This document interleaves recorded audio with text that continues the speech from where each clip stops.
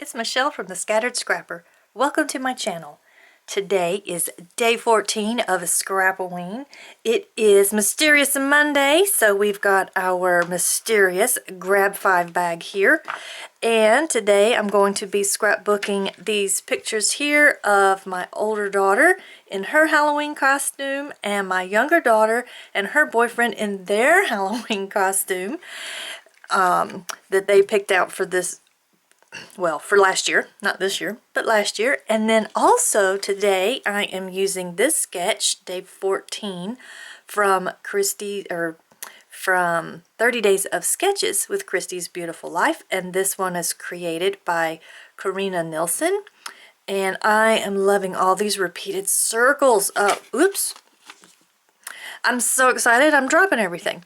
But I love all these repeated circles. I love circles and dots. So this is definitely right up my alley. And not sure which side I'm going to gravitate toward, or if I'm going to do like a combination of both, but we'll see. Since I only have the two photos, it may end up being this side, but we'll see. I might incorporate some things from both. And of course we have to incorporate our Grab 5 items. So let's see what my husband has picked out for this one. So, right off the bat, oh my gosh, look! It's these little stickers here from Dollar Tree. Aren't they adorable? And I love, hopefully you can see them through the glare, I love how it's got that glittery holographic background there. So there are those. And then we also have, ooh, a stencil with the jack-o'-lantern faces. Yes, all about it. What else is in here? Oh, we've got a spider washi tape. Yes, I think this is crepe paper. And we have, oh, an old shaker pocket that I made a long time ago that doesn't shake because I don't know how to make shaker pockets. But we're going to use it. I like it. We're going to find a way. And another washi tape. This one is also from crepe paper. Hey Pumpkin, that's the name of the collection. And I love the little jack-o'-lanterns. And then we also have the plastic spiders. Oh yes, okay, awesome. Ooh, this is going to be interesting. How do I incorporate all of these on my sketch with these pictures? It's going to be a challenge and I love it. And it's going to look so cute. Okay, let's get started. And welcome back to our mystery guest, my husband Michael. Hello. Yes, and we're going to talk about why you decided to pick the items that you did for this bag. Because you didn't know what pictures I was going to do. So what made you decide to pick some of these things? Well, the pumpkin stencils were just because I know you like jack-o'-lanterns, and then I know you like the cutesy costumes type skeletons or costumes. I wanted to have the spiders because I wanted to have a 3D type aspect to page, because I know you like bringing stuff off the page. You don't like it always being flat. Mm. And you really pay attention to my scrapbooking. Yes. And the washi tape, there were so many to choose from, but I figured since I had the 3D spiders, I need to have a spider web. And since the jack-o'-lantern stickers, I figured that's why I need pumpkins. That's right. You need more jack-o'-lanterns. You can never go wrong with all the jack-o'-lanterns. Yeah, and I know you like the shaker bags, so that's why I do like them. I'm just really bad at making them.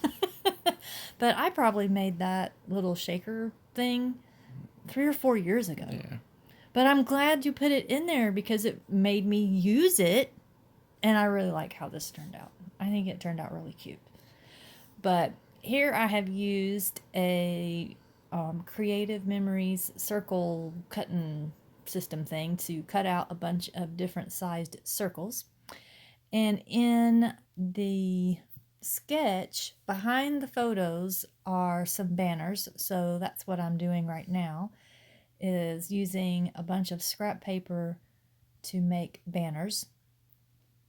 And I thought about using this one here, but I decided to change my mind because, one, the colors were a little bit too bright for the rest of the colors of the layout. And when I got to looking at my sketch, there was only 3 banners behind the photos. But I'm going to go with 4 since I cut them already. And I like the papers, and I had to get that wood grain in there because I really, really love that wood grain. And you can't really see it once I get everything down, but it just kind of peeks out, and I know it's there, so I love it. Here, can you find the wood grain on the layout? Yeah, that. So here I've got all my circles kind of put down where I want them to go, but not exactly perfect because I have to shift them around a little bit. And I was thinking, man, I really should have made, like, I should have cut out some with a bit different sizes, but these work. And so I'm going to go ahead and put my photos down and then kind of carefully lift my circles up just to put a little bit of tape behind them so they don't shift on me. And my ATG gun, I'm fighting with the tape on it. I think this is the first video ever where my head has made an appearance. At least unintentionally made an appearance. So, let's see. I got all that down, and now I'm going to figure out exactly how I want my little banners to go. And then I'm going to pick them up so that I can start gluing them together, and completely forgot how I had them. So they're not going to be exactly the same, but that's how it always goes. If you don't glue them down as you're doing it, then it's never going to be like it was when you had it the first time. But I'm going to get those on, and then I'm going to cut them in half and just kind of tuck them back behind the photos. I am kind of building it top side down in a way, since I put my photos down first over top everything. But sometimes I find that that's kind of how I do things, is top down. Once I get the base of my layout done, then I can start putting all the fun little things in. And that's why I like the sketches too, because that helps with the base. So I'm just going to use my little T-ruler here to make sure my banners are lined up. And then just trim off those circles. I like how the circles go off the edges. I think that looks neat. Agreed. I was like, I hope you don't just shake your head because we need to hear you. So, what do you think about this glow-in-the-dark distress grit paste? Mm-hmm. Yeah, you. All right. I found it added character, especially when you turn the lights out and you said, guess what? Glows in the dark. That's right. Because did you even know I had glow-in-the-dark paste? I think. I did not. I'm pretty sure I probably showed it to you last year. Maybe. Yeah, I know you got some glow-in-the-dark fingernail polish. Yeah, I got some glow-in-the-dark fingernail polish. Well, you have to have glow-in-the-dark fingernail polish, especially for this time of the year. But you also really need to get some of this glow-in-the-dark distressed grit paste. It's either grit paste or texture paste. I don't have it in front of me, so I don't know. But man, this stuff, it glows so bright. Of course, you charged it up with your high-powered little flashlights you carry in your pocket. Yeah, the brightness, you could see it under normal light. I know. But it didn't seem to last very long. Of course, we only had the lights out for about 10 seconds, so just to say, hey, here it was. So it could have lasted longer. Oh yeah, once that stuff is charged up, it lasts for a while. I mean, the intensity, like the brightness of it isn't there, but it does glow for quite a while. Just not at that high intensity when it very first turns the light out. Yeah, and we still got the blinds drawn, but it is sort of bright outside, so it wasn't completely dark in here either. No, but it glowed enough where you could really tell that that's glow in the dark. I love that stuff. I'm hoping to put it on just about everything this October. Especially in my October daily. I want to try and get it on as many layouts as possible. Oh, here's that shaker. I'm finally using it after all these years. Even though it doesn't shake, but that's okay. Probably thought it was a mistake, but you'd use it at some point. Oh yeah. You don't throw it away, because you could probably use it on something. And here we are. I'm using it. Thanks to you. Because I've kind of forgotten about it.